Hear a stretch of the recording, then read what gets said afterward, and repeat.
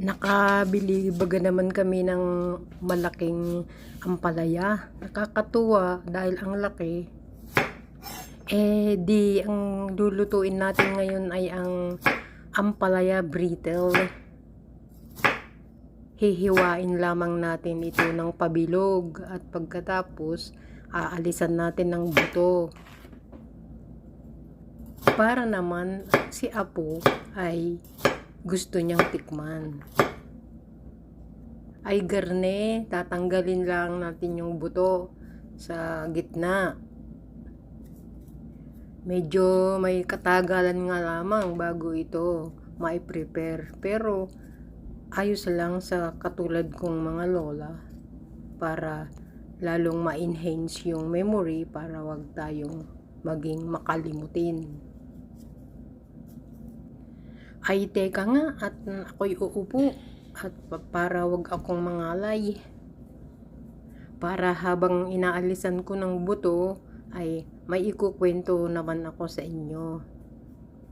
Noon bagang panahon nina lolo at lola, kapag isinisilang ang sanggol at nabalot na ng lampin at hintayin mo daw ng mga 8 oras bago mo siya salawayin. Ibig sabihin, yung unang subo.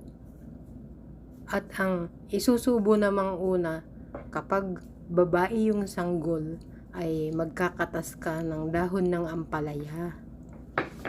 At yun ang ipasisip-sip sa baby.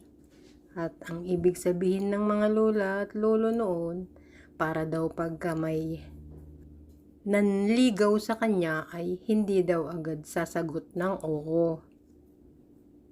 Kapag lalaki naman yung baby, ang ipasisip-sip daw naman na una ay ang katas ng gata ng niyog. Para daw kapag nag-propose ng pag-ibig sa dalaga ay kung mangusap daw ay yung kapanipaniwala at ang dalaga daw ay mapapaibig niya. At eto, tapos na akong magtanggal ng buto ng ampalaya. At mayroon tayo ditong isang saging na medyo ma-overripe na. Ihanda naman natin ng iba pa nating sangkap. Kumuha tayo ng 2 itlog. And kumuha tayo ng planggana, ilagay natin ang ating hiniwa-hiwang